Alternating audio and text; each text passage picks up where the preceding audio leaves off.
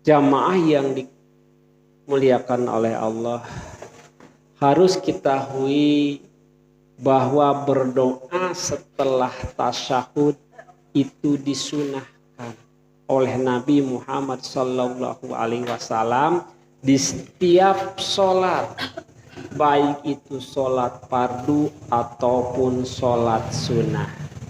Ya, kenapa demikian dan mana doanya? Kan gitu.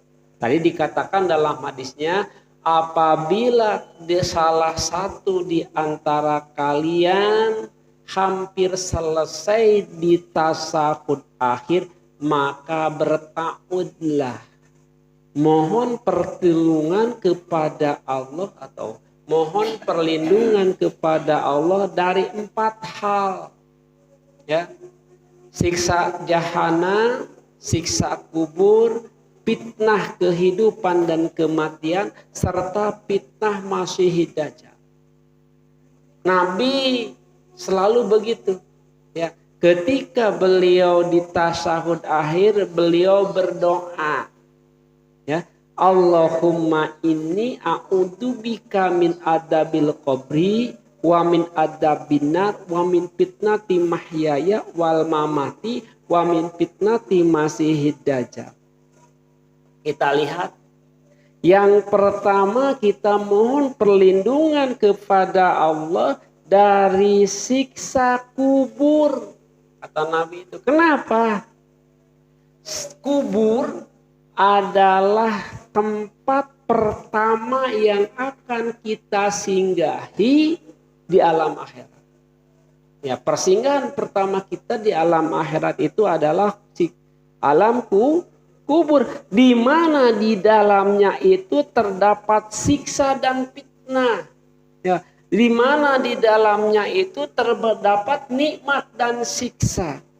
Barang siapa yang terbebas dari siksa dan fitnah kubur, ya, dan dari apapun setelahnya, setelah fitnahnya, setelah apanya yang di alam kubur tersebut, maka orang tersebut akan dipermudah memasuki alam akhirat dan dihapus segala dosanya. Jadi pertama kali bila kita selamat di alam pertama, yaitu di alam kubur, dengan segala apa yang menyusahkan, maka akan dimudahkan ketika masuk surga.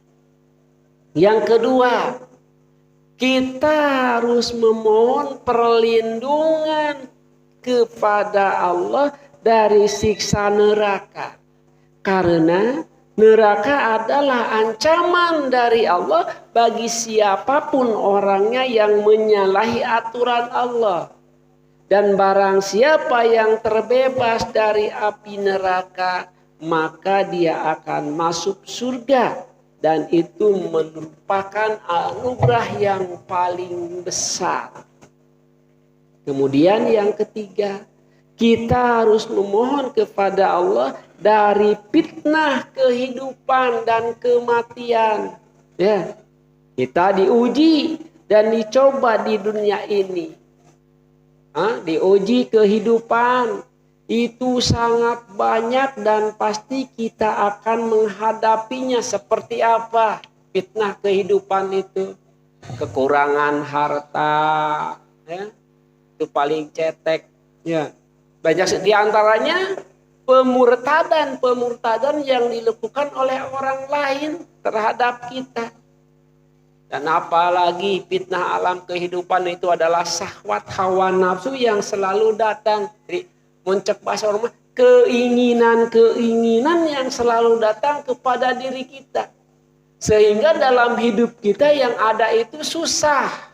Banyak kebutuhan dihitung, direkap sedemikian rupa.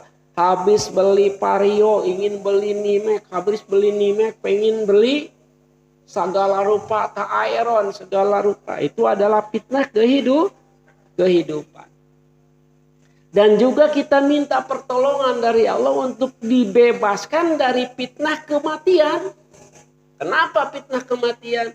Menurut sebagian ulama, ketika kita hendak meninggal itu susah banget. Sakitnya luar biasa. Ya. Di antaranya yang termasuk dengan fitnah kematian itu adalah meninggal su'ul khotimah. Ya, meninggal su'ul khotimah itu. Dan kemudian fitnah kematian itu adalah pertanyaan dua malaikat yang pasti kita akan jumpai. Sementara jawaban yang harus kita butuhkan untuk pertanyaan dari kedua malaikat itu harus diperlukan dari sekarang. Karena bukan hasil hafalan. Coba kalau ditanya, Bu, man robbuka? Allah. Hafal. Ternyata nanti di akhirat bukan hasil hafalan, tapi dari perbuatan, dari amal. Makanya kita akan difitnah nanti, bisa tidak menjawab kepada pertanyaan dua malaikat tersebut. Yang terakhir, yang keempat. Yang keempat, kita memohon perlindungan kepada Allah dari Masihid Dajjal. Dan ini adalah merupakan fitnah terbesar di kehidupan manusia. Ya, fitnah Dajjal adalah merupakan fitnah kehidupan terbesar bagi manusia. Semua para nabi telah mewanti-wanti, dari sejak Nabi Adam sampai Rasulullah Shallallahu Alaihi Wasallam mewanti-wanti kepada yang namanya manusia tentang bahaya fitnah Masihid Dajjal. Ternyata Nabi Adam telah mewanti-wanti kepada anak-anaknya harus berhati-hati dengan Dajjal. Begitu juga semua para nabi mewanti-wanti kepada umatnya. Kenapa? Karena Dajjal terus bergerilya, Bu. Pak, Dajjal terus bergerilya untuk mengganggu keimanan manusia. Kita lihat kenapa dia dipanggil Masihid Dajjal. Kenapa? Al-Masih itu artinya yang terhapus pandangannya. Ya, yang terhapus pandangannya. Cek bahasa orang mah, tidak melihat jasa orang. Itu Dajjal itu nyepelekeun kabatur, nganggap enteng, nganggap rendah kabatur, atau dalam arti tertutup, dan semuanya jadi gitu, menyembunyikan kebaikan, menyembunyikan kebenaran. Itu adalah sifat Dajjal, sifat Masih. Ya. Kemudian kenapa dikatakan Dajjal?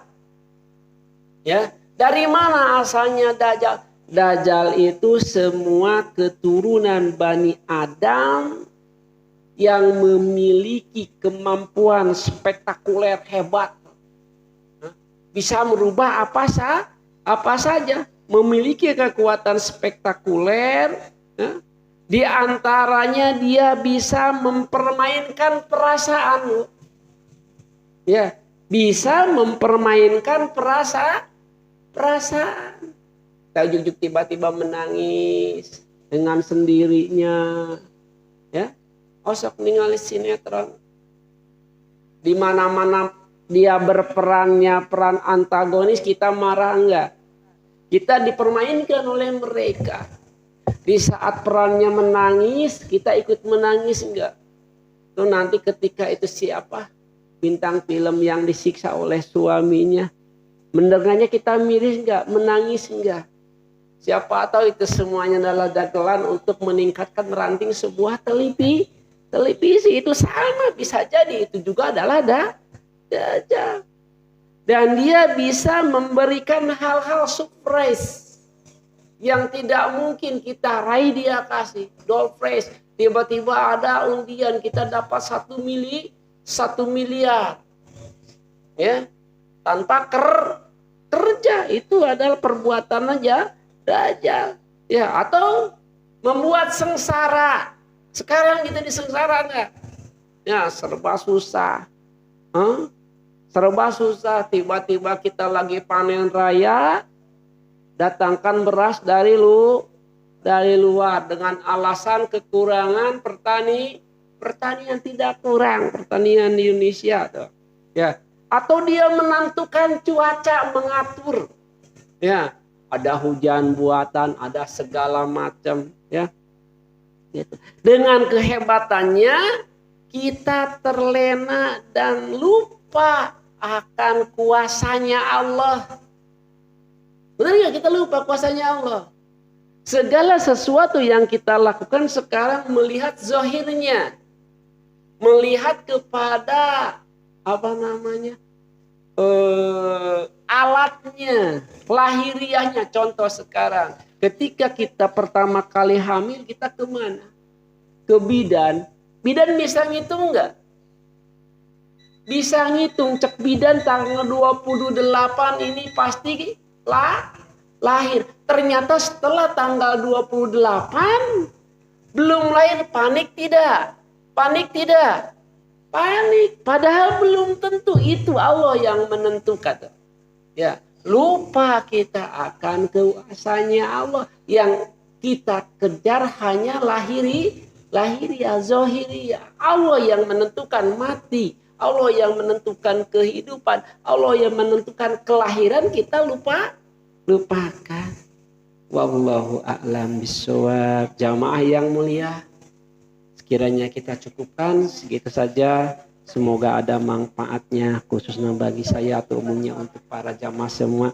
Dan mohon maaf apabila di dalam membacakan hadis tadi ada kekeliruan dalam harokatnya, ada kesalahan dalam maknanya, atau ada sifatnya mengajari. Mohon dimaafkan. Assalamualaikum warahmatullahi wabarakatuh.